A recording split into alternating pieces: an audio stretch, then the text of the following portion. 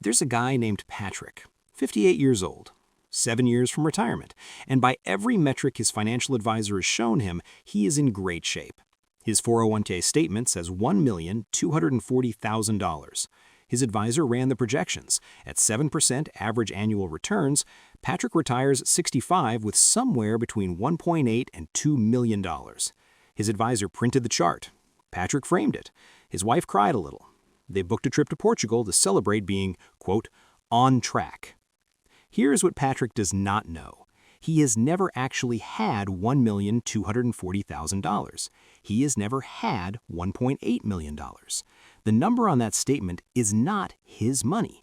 It is a partnership balance, and his partner, the IRS, has never once been mentioned in a single meeting with his financial advisor. When Patrick withdraws from that traditional 401k in retirement, every dollar gets taxed as ordinary income, not capital gains rates, ordinary income rates.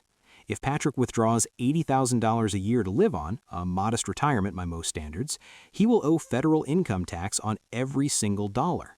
After standard deductions, he is looking at an effective federal rate somewhere between 15 and 22%, plus whatever his state takes.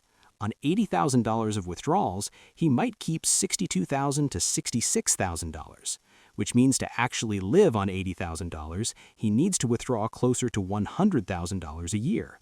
At $100,000 annual withdrawals, a $2 million portfolio lasts about 28 years using the 4% rule. But that math assumed $80,000 in spending, not $100,000. The real withdrawal rate is now 5%. At 5%, a $2 million portfolio has a meaningful probability of running dry before Patrick turns 90.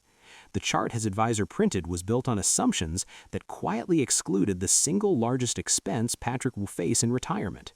And the reason his advisor never mentioned it is not malice. It's that 401k contribution maximization generates the advisory relationship, the rollover, the ongoing management fee.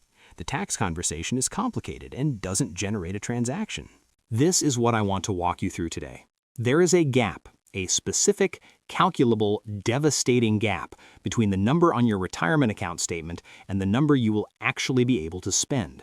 That gap is created by three separate forces working simultaneously, and almost no one explains all three together, because doing so would require your financial advisor to tell you that part of their standard advice has been quietly working against you for decades. By the time we are done, you will understand exactly how taxes, sequence of returns risk, and required minimum distributions interact to create a retirement outcome that looks nothing like the projection your advisor printed. And I am going to give you the specific account structure and contribution sequence that the people who actually retire comfortably use, not because it is complicated, but because no one in the financial product ecosystem profits from you understanding it. Let me start with a historical analogy that will make the structure of this problem obvious. In the 1960s, the United States government began building a highway system that was genuinely transformative. Interstate infrastructure. Millions of Americans moved to suburbs because the roads made it possible to live far from work. Housing prices in those suburbs rose. Communities formed. By every measure, the highway was a success. Except the civil engineers knew something the residents didn't. Many of those highways were built on a maintenance funding model that assumed gas tax revenues would grow indefinitely to cover future repair costs. They don't. They haven't.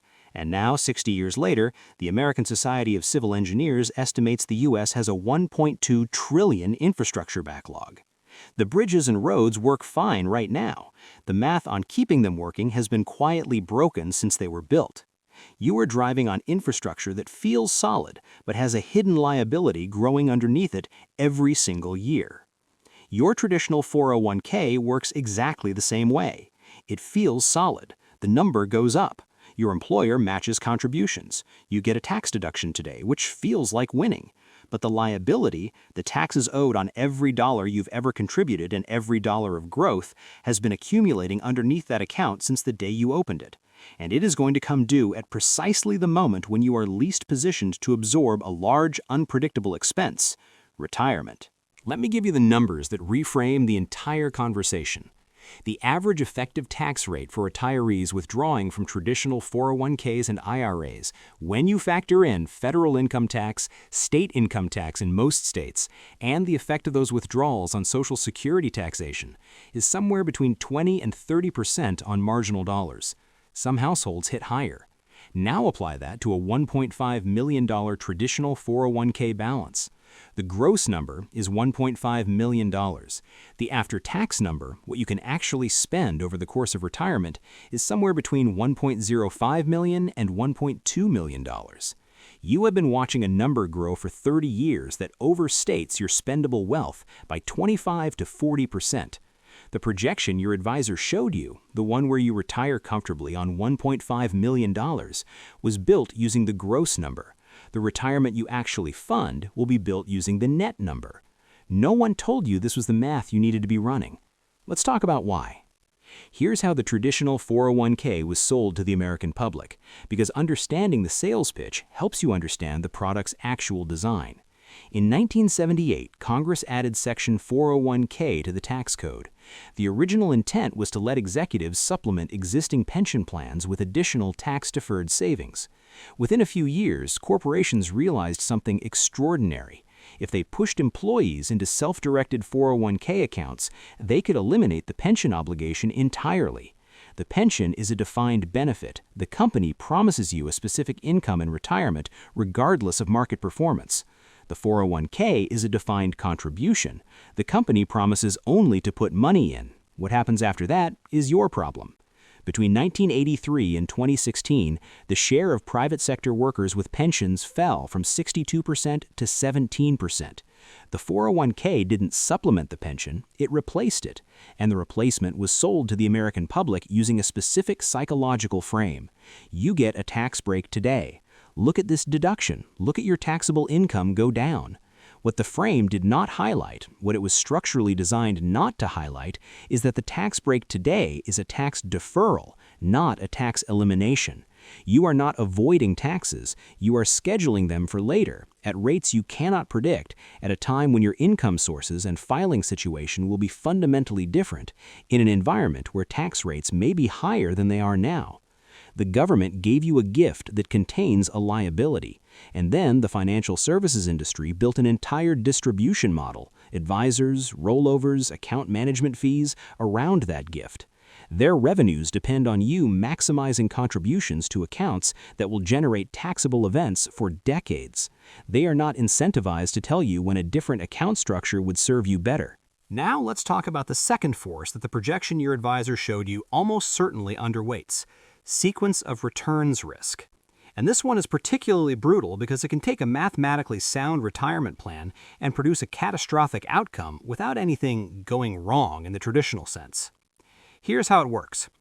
Let's say your retirement account is projected to average 7% annual returns over 25 years. In isolation, that number is fine. At 7% average returns, a $1.5 million portfolio lasts a long time. But averages are composed of individual years, and the order of those years determines whether your portfolio survives or collapses, even if the average return is exactly what was projected. Meet two people, Daniel and Robert. Both retire at 65 with $1.5 million. Both need $75,000 a year to live on. Both experience exactly 7% average annual returns over their 25-year retirement. Daniel gets his bad years early. Market drops 25% in year 1, 18% in year 2. Then recovers. Then ends with strong returns in years 20 through 25. Robert gets his bad years late. Strong returns in years 1 through 5, then crashes in years 20 through 25. Same average return, 7% for both of them. Completely different outcomes. Daniel's portfolio, hit by withdrawals during the down years, never recovers. He runs out of money at 83. Robert's portfolio, which compounded during the good early years before the withdrawals really dug in, survives to 90 with money left over. Same average return, 12-year difference in outcome. And no projection your advisor can run today can tell you whether you are Daniel or Robert, because no one knows what the market will do in years 1, 2, and 3 of your retirement. The projection assumes consistent returns. Markets do not deliver consistent returns. The risk of getting bad returns early while you are withdrawing is real, well documented, and almost never discussed in the initial retirement planning conversation, because discussing it requires the advisor to say, the projection I just showed you has a significant probability of being wrong in ways that would require you to work longer, spend less, or hold a very different account structure.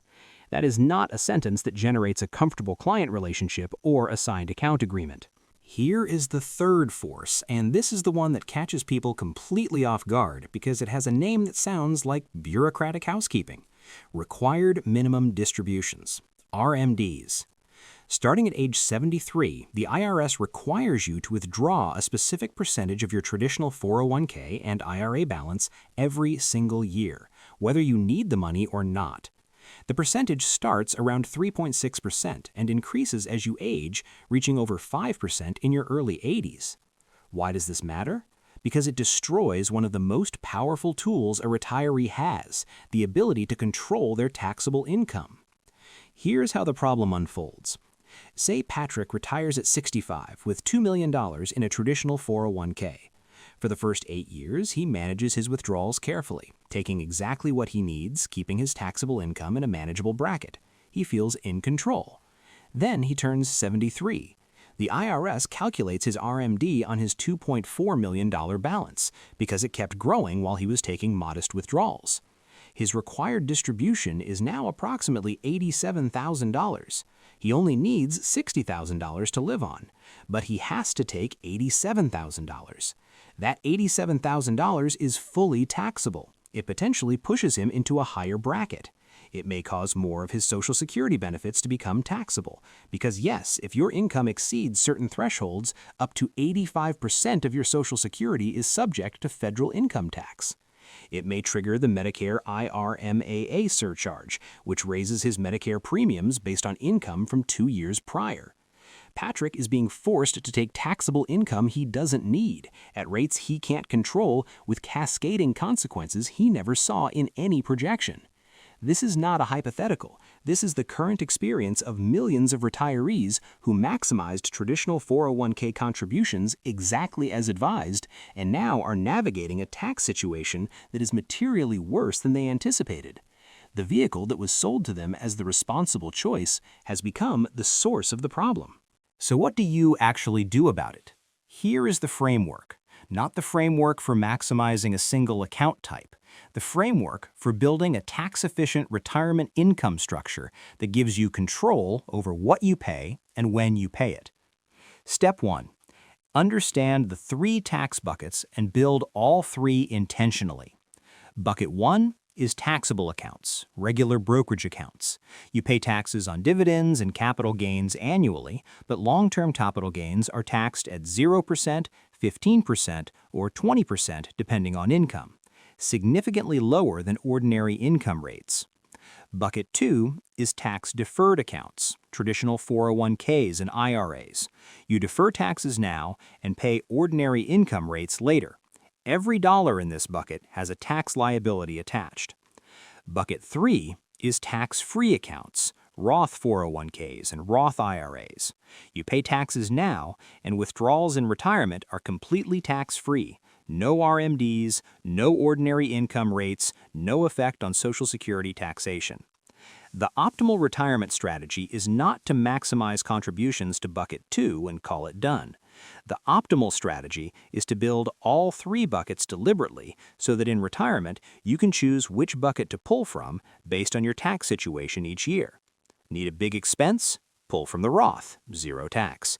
Need regular income? Pull from the taxable account using long-term capital gains rates, likely 15%. Save the traditional 401k for years when other income is low, keeping withdrawals in the lowest possible bracket. This is called tax location strategy, and it is worth, conservatively, tens of thousands of dollars in reduced lifetime tax payments. Almost no one with a standard employer plan and a standard financial advisor has ever had this conversation. Step 2. If you are more than 10 years from retirement and your income is in a moderate bracket, Roth contributions deserve serious consideration over traditional contributions. The conventional wisdom says take the deduction today, but that conventional wisdom assumes tax rates will be the same or lower in retirement. Right now, the U.S. federal debt is $36 trillion. The Congressional Budget Office projects deficits of over $1 trillion annually for the foreseeable future. At some point, those deficits require higher revenue. Higher revenue means higher tax rates. If your tax rate in retirement is the same as or higher than your tax rate today, the traditional 401k deduction was not a savings. It was a deferral of an equal or larger liability. The Roth eliminates that uncertainty entirely. You pay the known rate today. Future rate increases cannot touch money already in a Roth. You are buying certainty in an uncertain tax environment. The people running $100 billion endowments understand this. Most people maxing traditional 401ks have never thought through the assumption buried in that contribution. Step 3. If you are within 10 years of retirement and have significant traditional 401k balances, run a Roth conversion analysis every single year. This is the strategy of deliberately converting a portion of your traditional 401k to a Roth IRA, paying the taxes now in years when your income and tax rate are manageable to reduce the taxable balance that will eventually become subject to RMDs. The math is powerful. If Patrick converts $50,000 per year from 60 to 65, paying taxes on each conversion at his current moderate rate, he enters retirement with a smaller traditional account, smaller RMDs, and a growing Roth balance that is both tax-free and not subject to forced distributions. His total lifetime tax bill goes down. His income flexibility in retirement goes up. His exposure to future rate increases goes down. This strategy costs nothing except the taxes you pay on conversion, taxes you are going to pay eventually anyway, just at a time and rate of your choosing, rather than the IRS's. The people who know about this strategy are using it. The people who don't are heading toward the RMD trap at full speed. Step 4. Build a 2-year cash buffer before you retire. This is the specific answer to sequence of returns risk, and it is simpler than any of the complex hedging strategies marketed as solutions. 2 years of living expenses in a high-yield savings account or short-term treasury ladder. If the market drops 30% in year 1 of your retirement, which has happened historically and will happen again, you do not sell a single share. You live on the cash buffer. You wait. Markets have historically recovered within 2 to 3 years of significant downturns. Your portfolio, untouched during the downturn, retains its ability to recover. The people who got destroyed in 2008 right before retirement were not destroyed because markets fell. They were destroyed because they had no buffer and were forced to sell equities at the bottom to fund living expenses. The recovery was irrelevant to them because they had already locked in the loss. 2 years of cash costs you some return on that portion of assets. It buys you the ability to survive the scenario that destroys every other retirement plan. That is not a bad trade. Step 5. Get honest about Social Security timing, because the optimization here is worth more than most people's entire investment strategy discussions. Collecting Social Security at 62 versus 70 is not just a preference question. It is an 8% per year difference in benefit, guaranteed, inflation-adjusted, for life. If your full retirement age benefit is $2,000 a month at 67, taking it at 62 gives you $1,400. Waiting until 70 gives you $2,480. On a monthly basis, that is a $1,080 difference. On an annual basis, $12,960. If you live to 85, the person who waited until 70 collects approximately $160,000 more in lifetime benefits than the person who took it at 62. The break-even, the age at which waiting until 70 surpasses the total amount collected by taking it at 62, is approximately 80. Half of 65-year-olds today will live past 85. For couples, the optimization becomes even more significant because the higher earner's benefit becomes the survivor benefit. Every financial decision your spouse faces after you die is affected by whether you maximized that benefit. This is not a minor technical detail. It is one of the highest return financial decisions most people will ever make. And it requires spending your early retirement years drawing from savings rather than Social Security, which is exactly why having a properly structured, tax-diversified account portfolio matters. Here is what all of this adds up to. Patrick is not in trouble because he made bad decisions. He is in a fragile position because the system around him, the employer plan, the advisor, the financial media, the cultural narrative about retirement savings was optimized for generating transactions, contributions, and ongoing account balances, not for generating after-tax, inflation-adjusted, sequence of returns resilient retirement income. Those are related goals, but they are not the same goal. And when you optimize for the first one without addressing the second, you get a statement that says $1,240,000 and a retirement that delivers something meaningfully less than that number implies. The gap between the number and the reality is not random.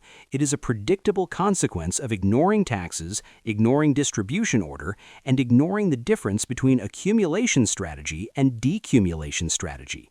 Accumulation is the 30-year sprint. Decumulation, actually converting that pile of money into reliable lifetime income without running out, is the marathon that follows.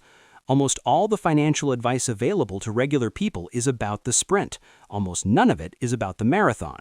And the marathon is where the math either works or it doesn't. Patrick still has 7 years.